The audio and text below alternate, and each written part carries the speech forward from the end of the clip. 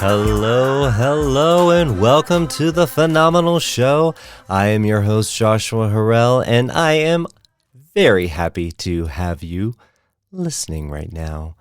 You know, we have been on a mission to unlock the hidden, sometimes hidden, phenomenal force inside us all, and it is a journey, not a destination.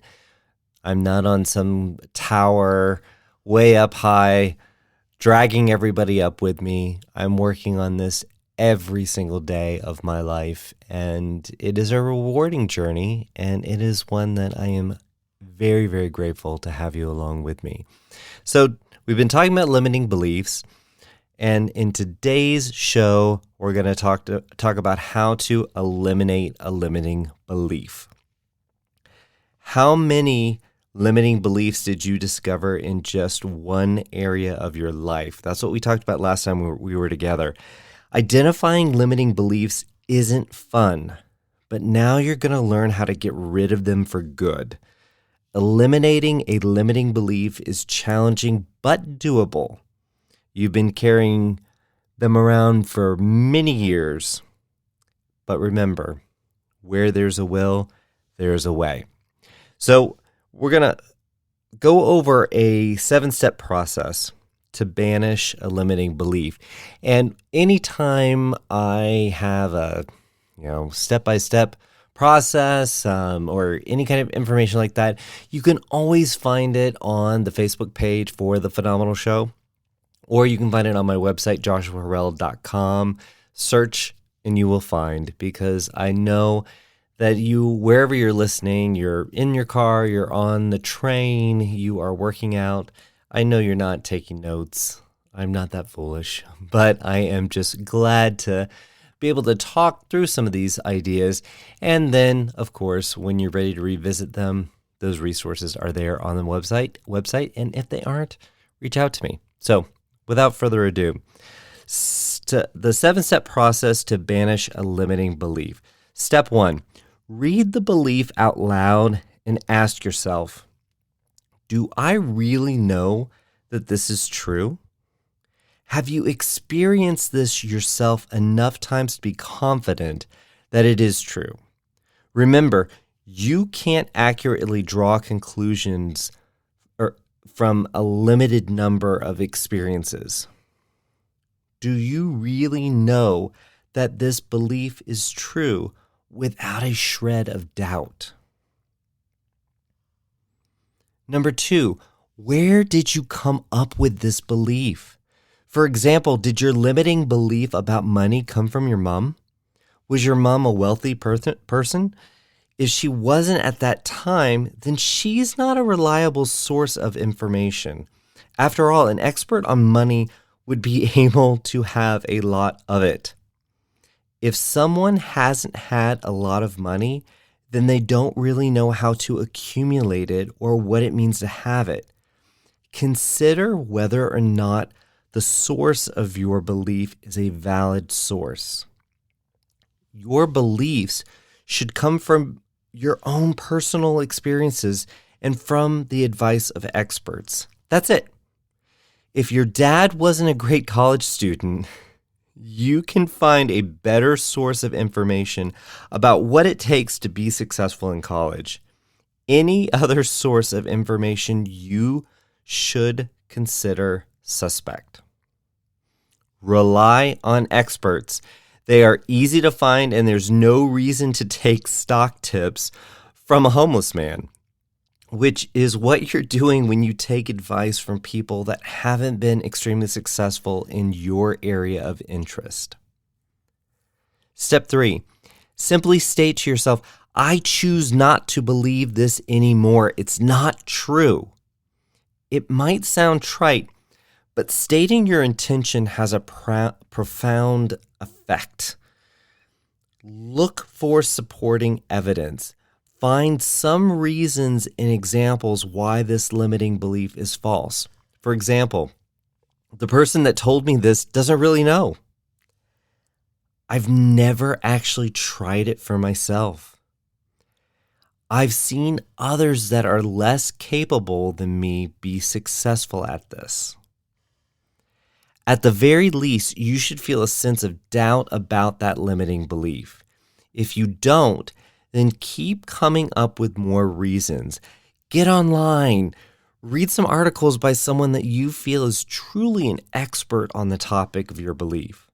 Search for examples that the belief is false. Imagine how much your life would change if you didn't have this belief in your life. Step 4, create a new belief that serves you. This will be the opposite of the limiting belief, or at least something along those lines. Create a belief that will improve your life and support your ability to take action to make your life better.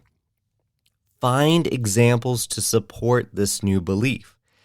Any belief will be more stable if it has supporting information and evidence. Really try to prove that it's true. Imagine that you had to prove to someone else that your new belief is accurate. That should get you where you need to be. Step 5, measure yourself. Each day, check yourself. How do you feel about your new belief? How do you feel about your old belief? Check your gut. It's a direct link to your subconscious. Is your behavior changing? If your beliefs change, the way you act and or feel will change too. Our lives and feelings are a manifestation of our beliefs. If your beliefs have really changed, your life will change as well. Trust me. Number 6, go back to your list of limiting beliefs. Keep working on your list of negative beliefs. Work through those items and continue to add new items to it. You'll find that you'll discover new limiting beliefs as you start making progress in your life. As you experience new things, new limiting beliefs will show up. These are beliefs that you didn't know you had until this point. As you set new goals, new challenges will present themselves. As you learn and experience more, your objectives change. So the limiting beliefs you have will change too.